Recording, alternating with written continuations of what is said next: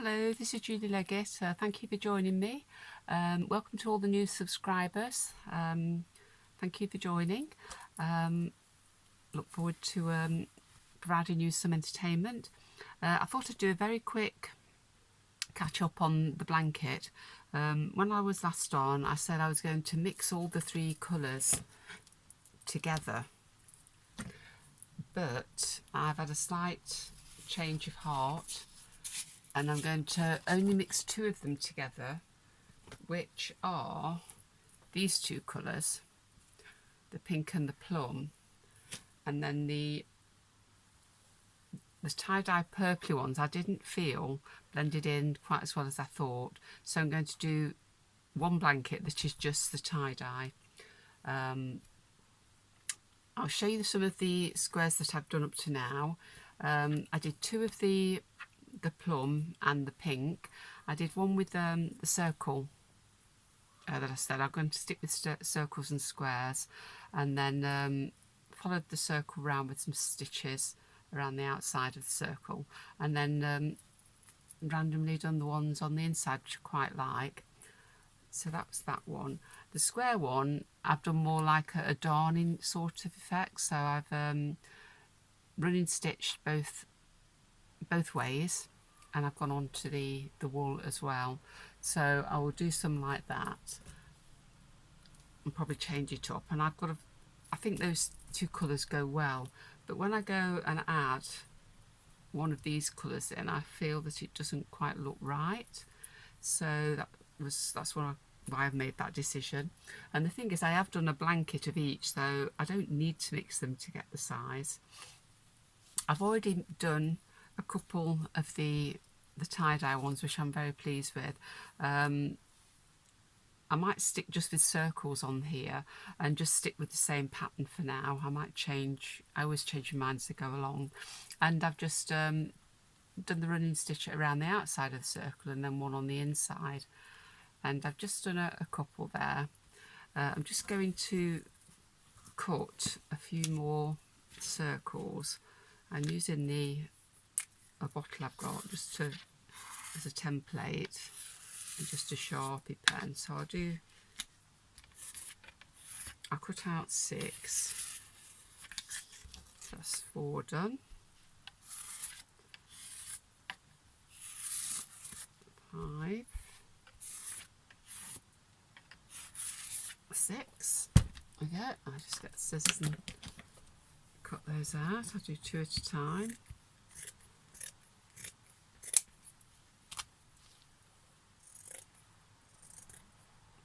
Yeah, so it'd be nice if you let me know what you think about my decision to not mix the colours, and tell me what you think, and whether you think there's enough with just the minimal stitching like that, or whether I should do more, because I could always place something in the centre at some stage, and I do work a little spontaneously, so I do set my goal of what I'm going to do, and then as I go along I adapt to what I think and feel.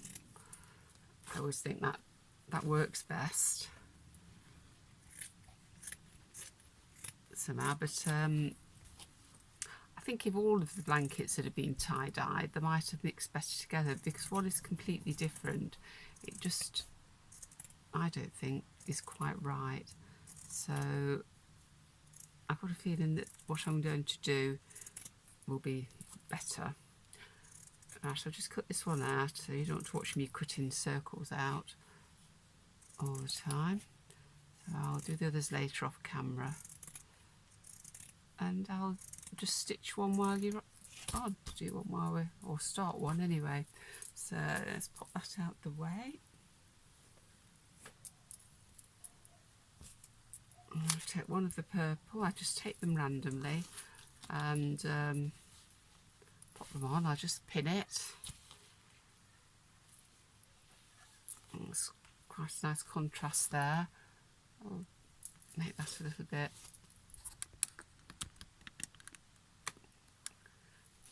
more doable. Right, now I've got a needle already threaded somewhere. Oh, there it is. I like to get one ready.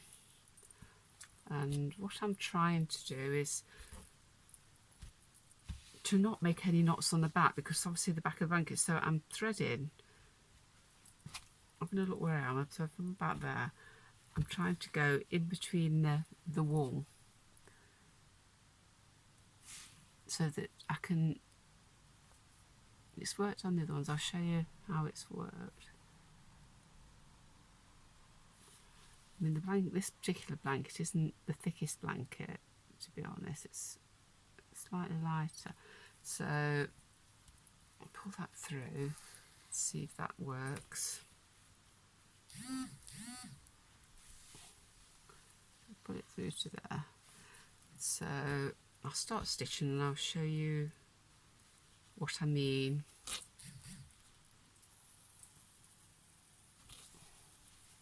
Right, so I'm just going to do a running stitch all the way around, and I think, like I said, I don't want to make this a difficult task. I do want to get the blanket done. There's nothing worse than having all these things to do and never finishing any of them. So I do like to think I can finish something. So I don't want to make it too hard. I can always add things to it if I feel I've got time, or if I feel it needs it. Now, where you saw me thread it in, I've threaded it sort of right under the wall so you can't see it when you turn it over. This one, I've just cut that one off. I did it on this one, this is the back, and the idea is so that when you see it from the back, it's not going to look scruffy with knots in and bits of cotton all tangled around. So my aim is to try and keep the back neat the best I can.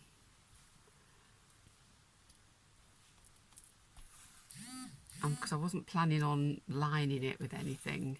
I think it'll be warm enough as it is, and you just make it another big job, and then it's deciding what to line it with.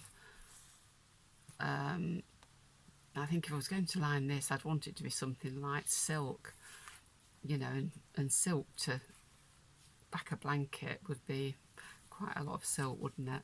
So I've got no spare silk in that volume to do that. I do like nice fabrics, that's my problem. I don't like even cotton polyester mixes.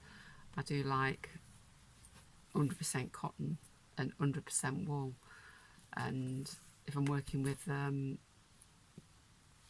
upcycling of blankets by using jumpers and cardigans, I like to try and collect up all the nice wools, like cashmere, and it's surprising how you can pick cashmere and things up quite cheap if you look hard enough.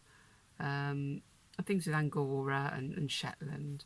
I sometimes find some of the Shetland wools, when they're actually washed and felted a bit, they do get a little bit too thick. So especially the Aran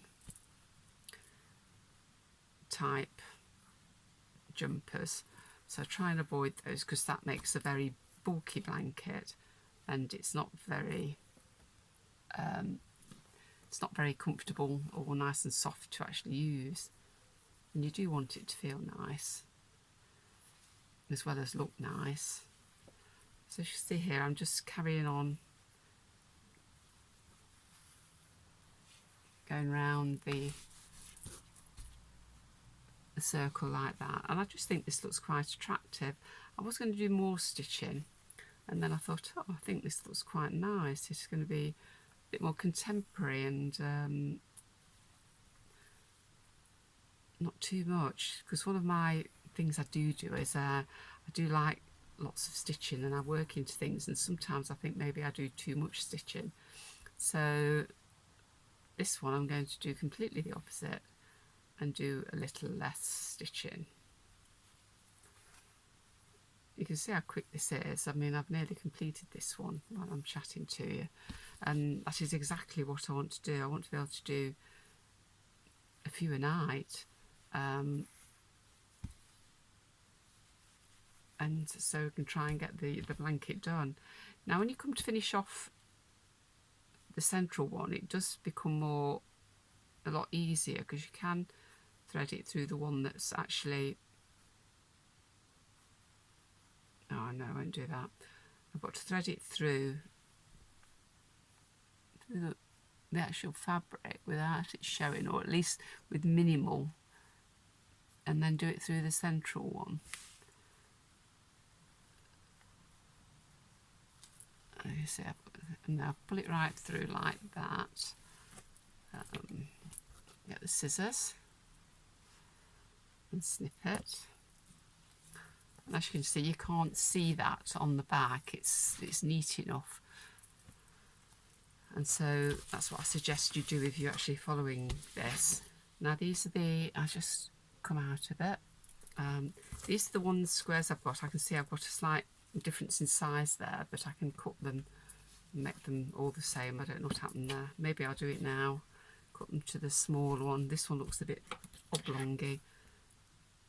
I cut a bit from the top and a bit from the bottom, so that the circle's in the middle. I'll just do that. I can use all these little bits of scraps for another project. I'll think of one as I go along, so just cut that along. There we go. So there we've got 3 of them. I think they look quite nice already.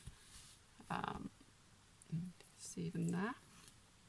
Right, so thank you for joining me. I will get back to you when I've done some more. See you again soon.